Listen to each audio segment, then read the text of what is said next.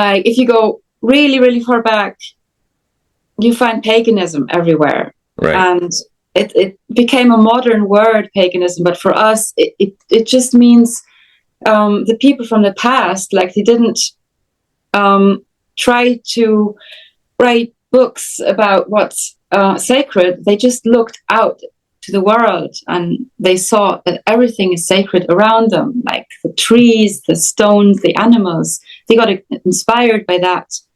And we kind of, that's like our message. And I really think, especially in times like now where things are very different, like very difficult for everyone, the people are seeking out for, new roots in a way. Mm-hmm.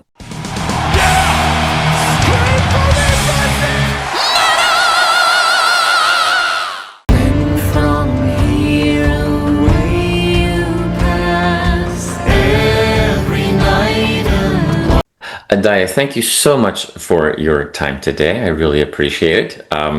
You are about to be extremely busy. This is maybe the calm before the storm. I mean, the storm has already started in a way, but how are you feeling today? How are you doing? I'm a little bit nervous and excited. I just started packing today and, with like everything around and preparing to leave my home for 1 month. And but I'm super excited. I bet.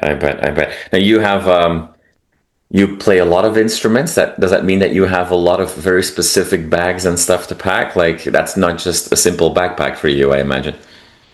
Well, luckily instrument-wise, I'm the most easygoing because my flutes, I can all take them apart. Like, I have... That's a flute. There you go. And so my bag is just, I could just take it as hand luggage. So that's really easy. Yeah. Okay. Good. Because we don't want those things to get lost in international travel and stuff like that. So there's a lot of exciting stuff to talk about Faun today. Also a little bit bittersweet.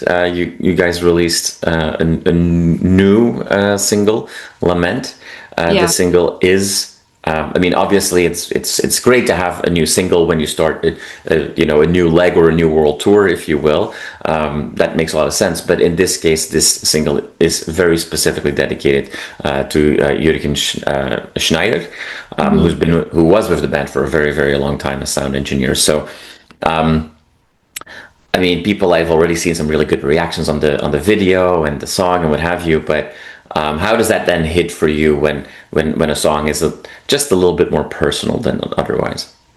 Our dedication is not meant to be like a shout out, like, "Hey, we lost someone. We want everyone to see that." It's really just about.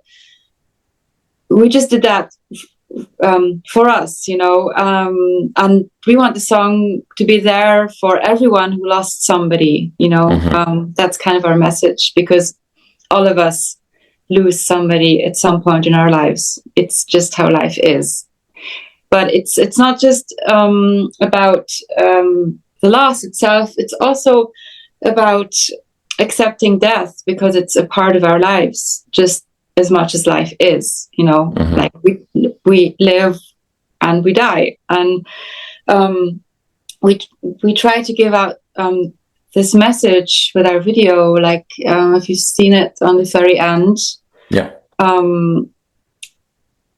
the person, the older guy, he hugs the goddess for death. So it's like making peace with death. Yeah. Well, and throughout the video, what we see over and over again is also new life starting. We see in dark surroundings, we see new flowers, colorful flowers bloom throughout the video as well. Is that also a key part of it, that understanding as one life passes on, that new life is born every second?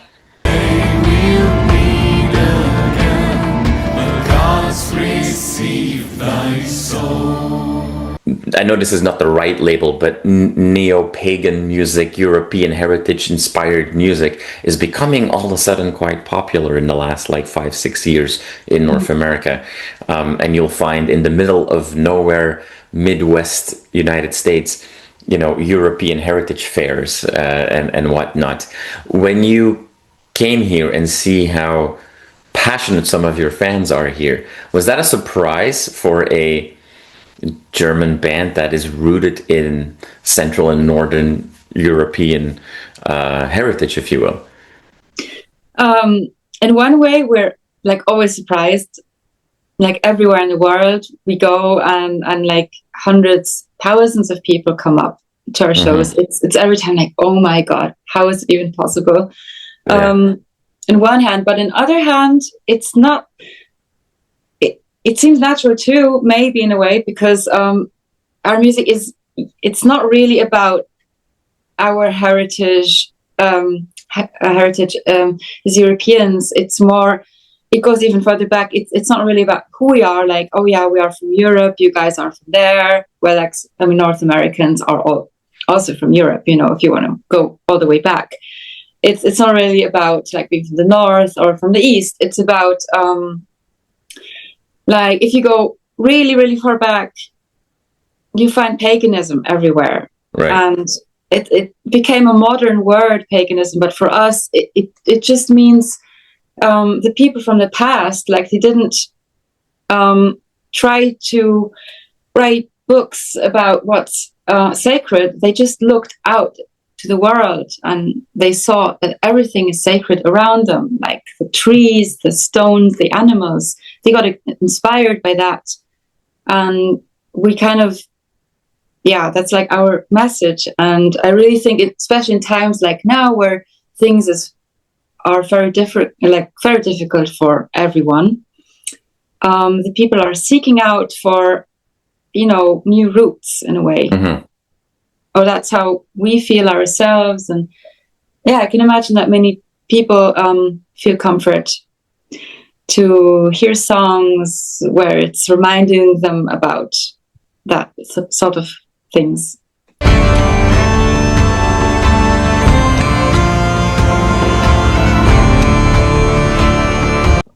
You know, one of the things that the modern world allows for is an insane amount of tracking and data and analysis to see who's engaging with your music and where are people listening. Thanks to these tools and analytics, we can also see that a band like Faun today, that for a long time has been quite popular in Germany and Austria. I'll loop in Austria and Switzerland to that. And it's becoming more and more of a global thing. And it's not only Faun. There's more German bands or mostly German bands that are very different maybe than Faun, but you know, similar in the sense that they let themselves be inspired by ancient times, ancient music and whatnot, that all of a sudden are getting a bigger global audience today. I understand. I hear what you say, that longing or that feeling is everywhere in the world. But it's also undeniable that a band like Faun today is bigger globally than you've ever been before.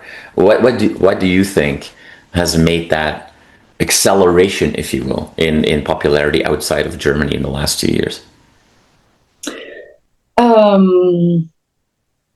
don't know. It might just be in one way also coincidence because of these series that came out, like Vikings and, you know, Game of Thrones fantasy series. So like all of a sudden people are like, wow, fantasy is awesome. Or they're like more into northern mythology. And it just kind of all came up with Vardruna like getting really big. I mean, Faun has been there for such a long time.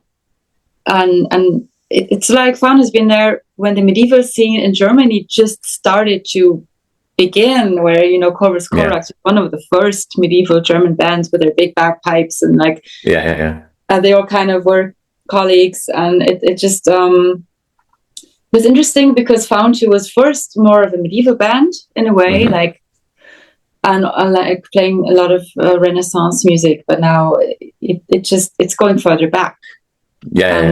But also the interest of the people seems to go further back. Yeah.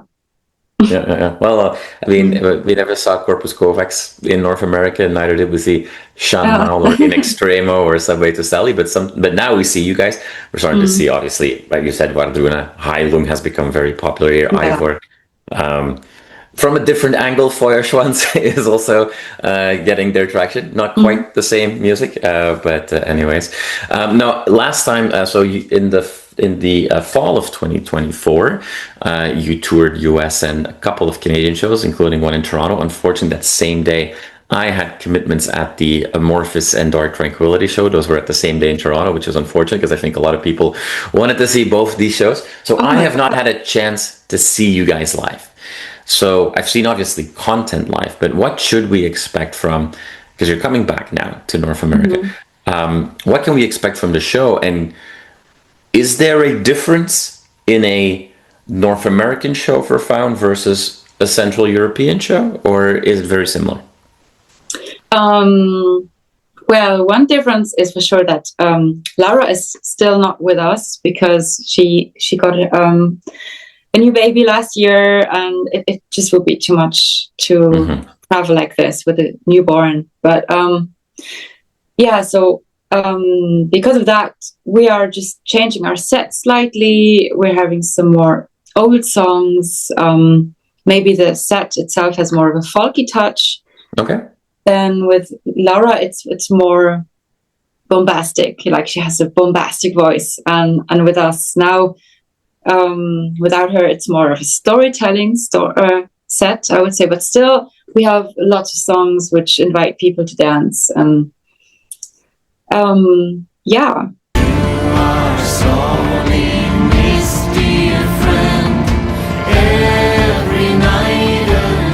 Now you're playing predominantly on the west coast of the States and west coast of Canada. You've got some Mexican shows as well.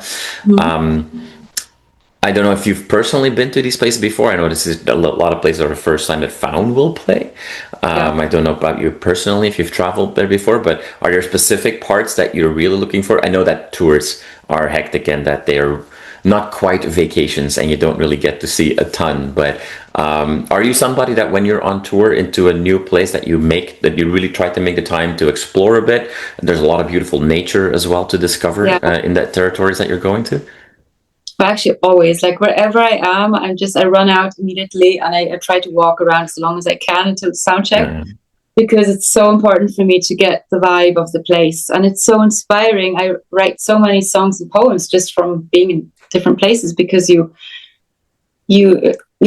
just love to get a feel of how people live and how they think and how they, it's just very inspiring. But I must say, I'm super, super excited about the desert, and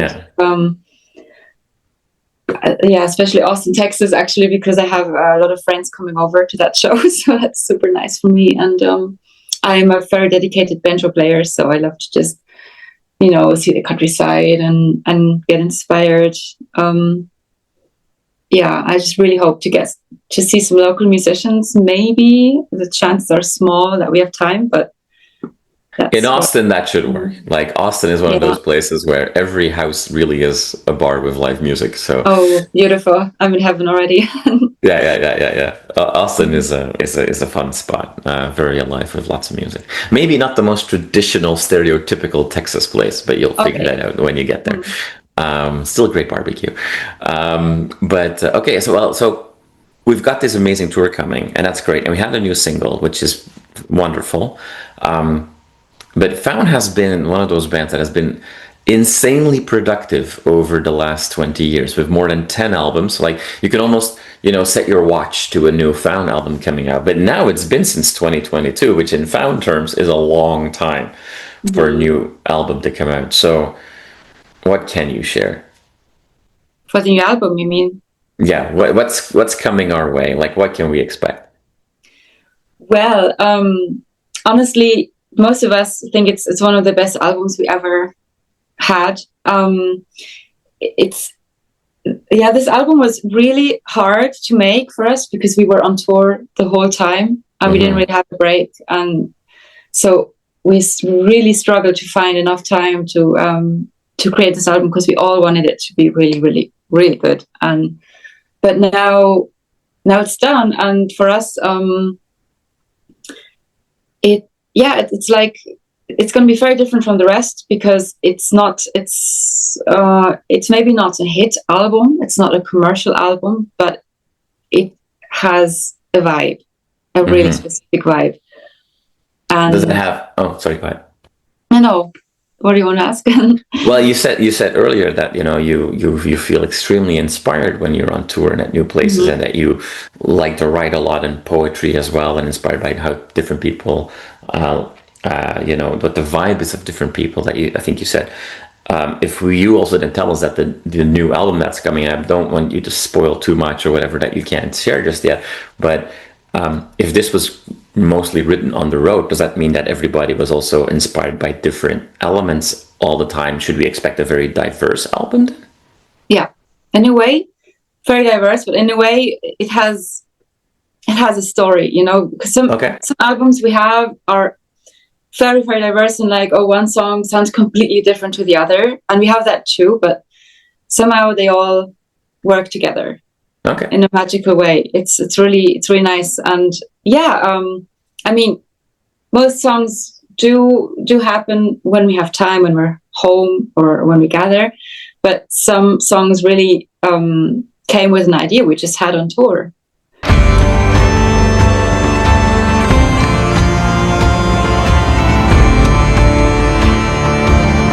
Adaya, I wish you an amazing tour that I know is going to be brutal in its schedule, because these distances you have to surpass here in North America, they're quite long, but that means that you'll have hopefully a lot of time to write and let your inspiration flow as well. So there will be even more material, I'm sure, for you all to work on at the end of this tour than only the stuff that's coming out of a new album.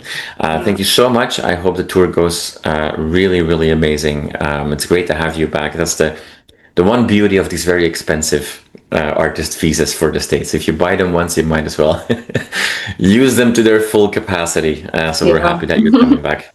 We hope to see you on the East Coast again as well soon. And good luck packing and getting ready for the tour. And I hope to see you on the stage very soon. Thank you so much. Awesome.